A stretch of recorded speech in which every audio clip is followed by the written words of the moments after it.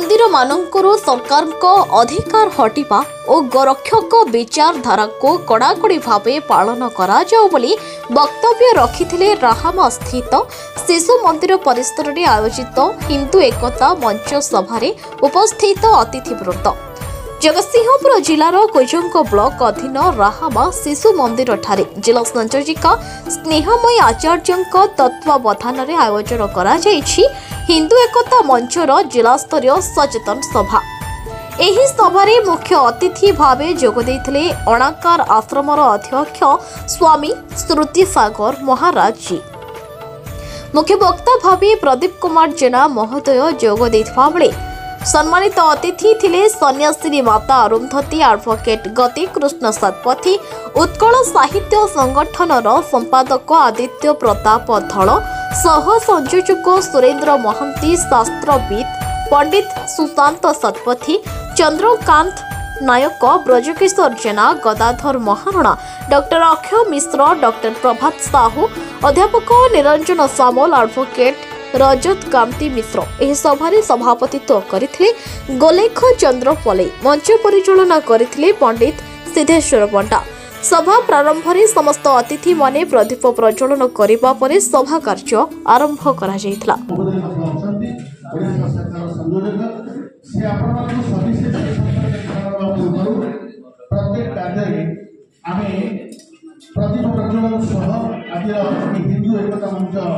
अभियान को ये आरंभ करिबा जेबे वर्तमान निवेदन करी हम घर अछंती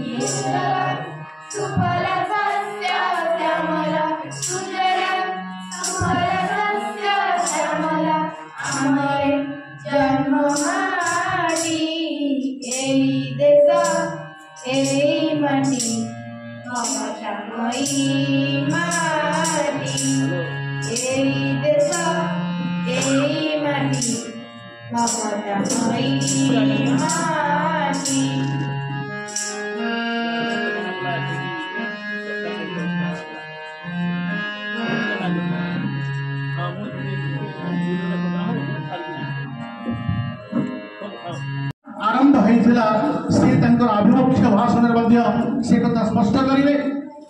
शास्त्र रे गोटे कथा कुहा गला अकृत्यम नैव कर्तव्यम प्राण त्यागोपि संस्थिते न च कृत्यम परित्यज्य एष धर्म सनातन। आम हिंदुत्व को कहते सनातन धर्म जहाँ समस्त हृदय को व्यापी जाए। आमर वेद वेदांत उपनिषद गीता रामायण इत्यादि जो तत्व ये समस्त लिखा जाइए केवल हिंदू लिखा जाइनी मुस्लिम यहाँ जानवेनि आमर अतिथि देव भव मातृदेव भव पितृदेव भव ये गोटे सार्वजनिक कथा।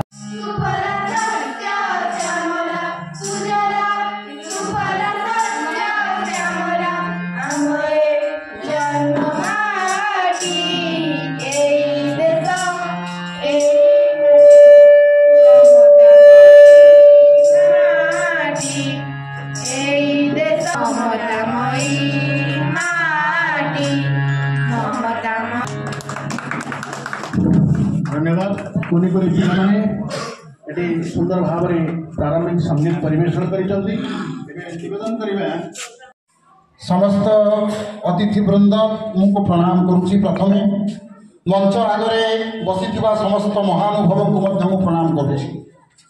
आज मोर डाण पाखरे जे बसचंती से होचंती डॉक्टर श्रुति ना प्रदीप्त कुमार जेना मु जने अवसर प्राप्त पुलिस ऑफिसर और हिंदू एकता मंच ओडिशार आवाहन। आज कार्यक्रम कौन मुख्य उद्देश्य? आज कार्यक्रम आम ओडिशार विभिन्न जिला ग्रस्त करुचु। अतीत आम बालेश्वर ढेंकानाल संबलपुर जिला ग्रस्त कर सारीचु। आमर लक्ष्य होची सुप्त हिंदू मानकु जागृत करिबा।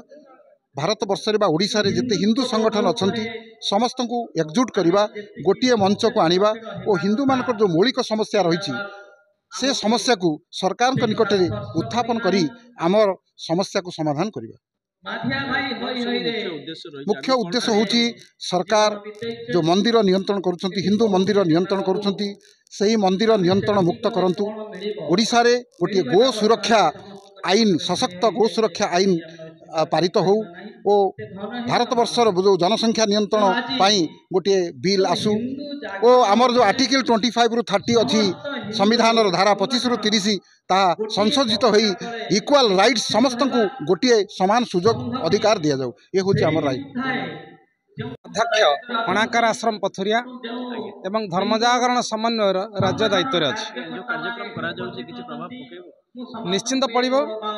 यह हूँ हिंदू जागरण बा हिंदू संगठनर गोटे स्वतंत्र मंच जेते हिंदू संगठन अच्छा ताकू एकत्रित करी हिंदुत्वर वातावरण सृष्टि करने कार्यक्रम करा वर्तमान देखा जाउची जे समस्ते कांदिले भी क्या आखिरे प्रकृतर लुह बहुनी एते हिंदू संगठन हेलानी किंतु देखा जाउची हिंदुत्वर जागरण होनी मुसलमान संख्या बढ़ी चली ख्रीस्टियान संख्या बढ़ी चली किंतु हिंदू संख्या कमी चली जनगणना अनुसार आम जानुचु हिंदू धीरे धीरे तलू तलू जाउचंती मुसलमान 5 बाहाई 25 छुआ कला बेले हिंदू 2टा छुआ कर गोटे मरीगले सी भी जार जाऊँ परिवार नष्ट हो जाऊँ यौथ परिवार योजना नष्ट होची हिंदूर संस्कृति नष्ट होची तेणु धीरे धीरे देखा जाउची हिंदू संगठन जदिओ सांगठनिक काम करुचंती हिंदू संख्या कमी जाउची एभली जदि हुए आगामी 30 वर्ष पर गोटे हिंदू खोजिले ताले नंदनकानन चिड़ियाखाना जावाक पड़ो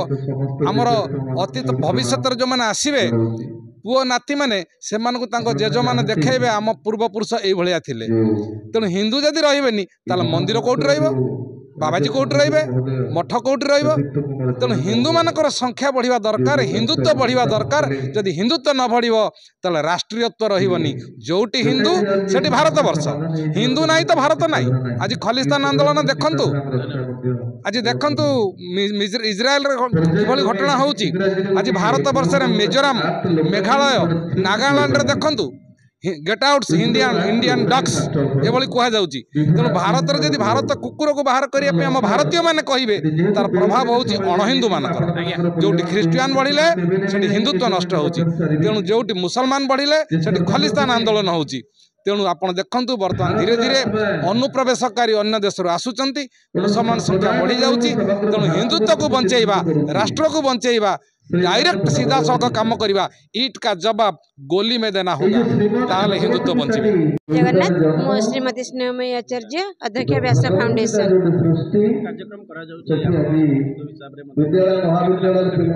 आज हिंदू एकता मंच ओडिशार जगतसिंहपुर शाखारे मत आवाहिका रखा जाइए।